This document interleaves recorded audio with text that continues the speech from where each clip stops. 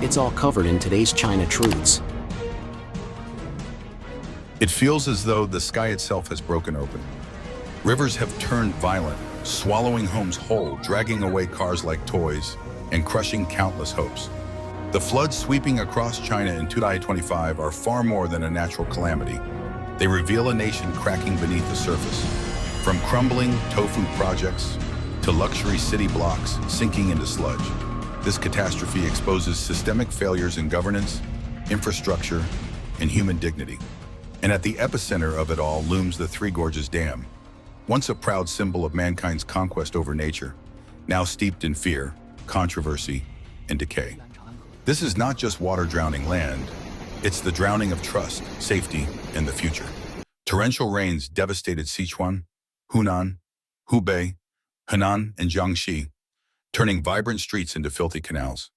Ancient towns like Fuba in Lushou vanished underwater overnight, their cultural legacy reduced to floating furniture and shattered memories. We woke up in total darkness. The water was up to our waists. No alerts, no rescue, just panic. A survivor whispered, her voice shaking with disbelief. Official numbers paint only a fraction of the chaos. Over 420,000 impacted, 110,000 displaced, thousands with nothing left. In Dezhou and Guang'an, cars floated down flooded avenues. In Xiamen, a small business owner wept beside her destroyed shop. 2 decades of work, gone. No warning, no one came. Entire harvests have been wiped out. Rice, corn, and vegetables, all gone beneath stagnant floodwaters. In remote mountain villages, landslides have cut off roads, trapping residents in isolation and hunger. In Nang, Sichuan, a 70-year-old woman sat motionless with a cloth bag in her lap, all that remained of her life. I've seen wars and famines, but nothing like this, she said, stunned. At emergency shelters, children cling to their parents in silence, their eyes filled with fear and questions that no one can answer. And in the background looms the silent colossus, the Three Gorges Dam, a ticking time bomb. Once praised as a masterpiece of engineering, its reputation has eroded as quickly as the concrete that holds it together. A damning NetEase investigation found 80 new cracks during routine checks, fissures that are deepening. Live monitoring shows growing structural threats that experts fear could cascade into disaster. This isn't the first warning. Back in 2002, even before completion, over 2,000 cracks had already appeared. Investigative reporter Ji Shang once described fissures in the spillway wide enough to fit a grown man's hand. The root cause? Shoddy workmanship, weak steel reinforcement, and a rushed project driven more by political ambition than engineering caution. According to Dr. Marco Ann, each cubic meter of concrete contains the equivalent of just 80 pairs of chopsticks in reinforcing steel, an absurdly low amount for holding back the world's mightiest river. Dr. Wang Weiluo, a China-born expert now based in Germany, warns that the dam is built on unstable geology, where repeated water level fluctuations and cheap materials spell imminent danger. What we are witnessing is not just a flood, but a reckoning. A country chasing greatness has tripped over its own foundations. In 2012, China stands drenched, not only in floodwater, but in the consequences of denial, secrecy, and failed leadership. Overuse of explosives has shattered the nearby mountain ranges, while critical concrete structures lack the steel bones they desperately need. Experts have warned, if the dam gives way, it won't be a slow leak. It will be a violent deluge. Entire cities downstream, including Wuhan and even parts of Shanghai, could be swallowed in hours. What's worse, the Three Gorges Dam isn't an isolated case. It's just the most infamous example of a deeper epidemic, the tofu-drag phenomenon. All across China, flashy developments mask a grim reality, shoddily built structures barely held together by brittle cement and weak rebar. At Building 1, Unit 1, Apartment 102 of the Sunshine Garden Complex, residents were horrified to discover that their support beams were hollow and filled with rebar so thin it could be bent with 2 fingers. One frustrated tenant slammed the wall lightly, and pieces of concrete rained down. "This could kill someone," he snapped, "and they sold this as premium housing."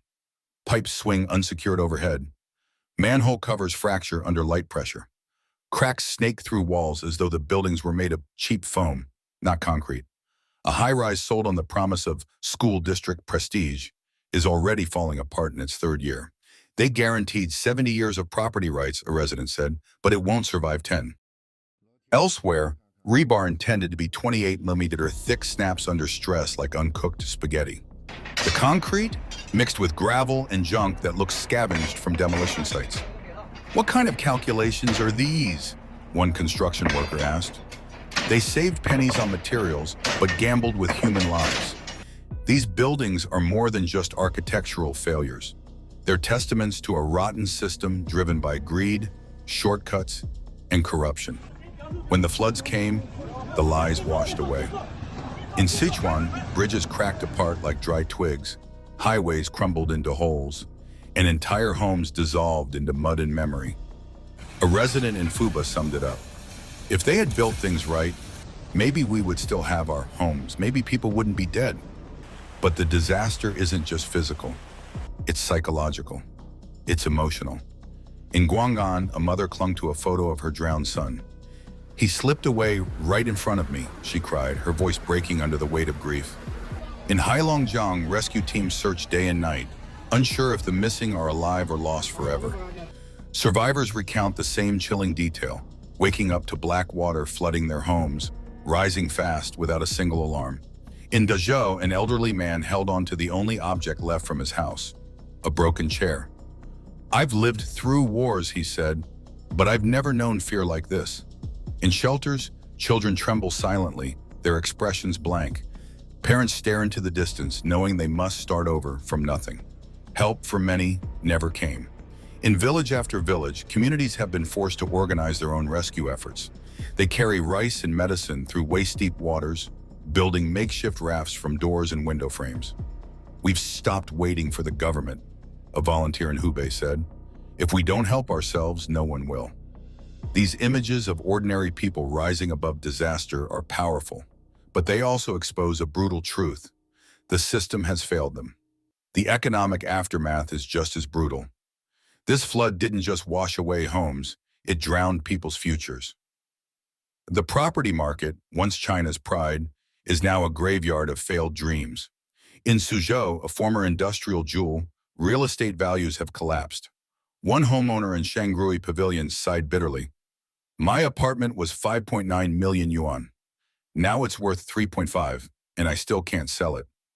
Meanwhile, multinational companies like Samsung and Sony have pulled out, leaving behind a trail of bankrupt suppliers, shuttered factories, and empty pockets. Jobless, hopeless, and trapped in debt, many young people now say, "We can't even survive, let alone afford a home." This is the new reality, an empire of concrete and slogans, now cracking under the weight of its own lies.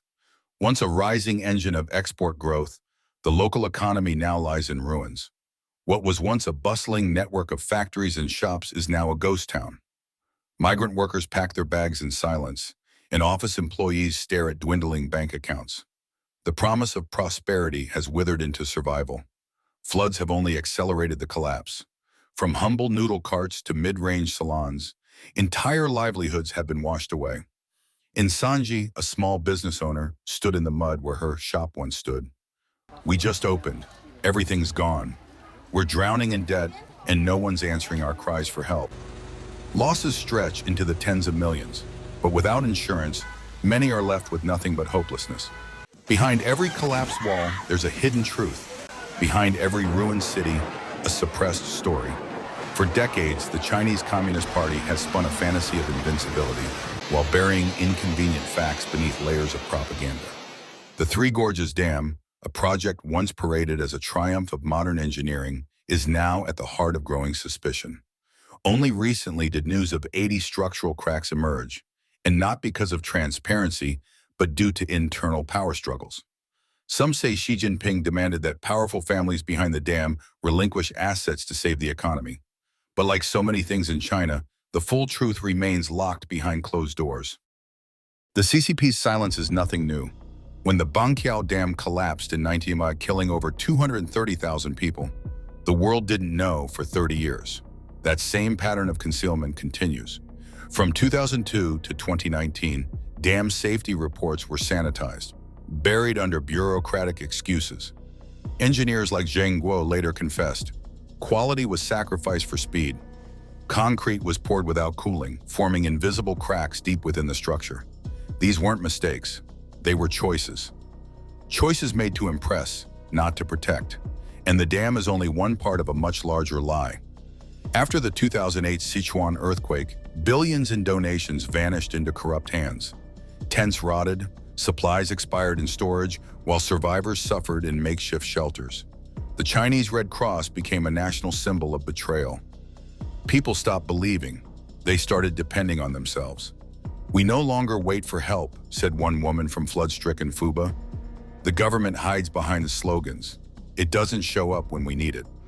In modern China, people live between two disasters, the wrath of nature and the failure of the system. Cities flood, dams crack. Tofu-drag buildings, symbols of corner-cutting and corruption, crumble with terrifying ease.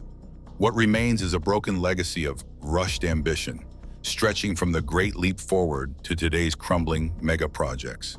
Yet amid the despair, the human spirit endures. Volunteers form human chains to deliver supplies. Strangers risk their lives for neighbors. Entire communities rise where leadership falls. They are not waiting for instructions. They are acting, resisting, surviving. But the clock is still ticking. Storm clouds are gathering again. More than 3,800 dams across the country are in dangerous condition. Another flood, another collapse. It's no longer a question of if, but when. We must not look away. Share this video. Raise your voice. In a land where truth is often buried, even one whisper can spark a light. Subscribe, hit the notification bell, and stay updated as we uncover what others try to hide. Thank you for being here. Stay safe and stay awake. Please share your thoughts in the comments section below. We will keep reporting on the COVID surge in China, so don't forget to subscribe to our channel and turn on the notification bell to get the latest videos. And thank you for tuning in.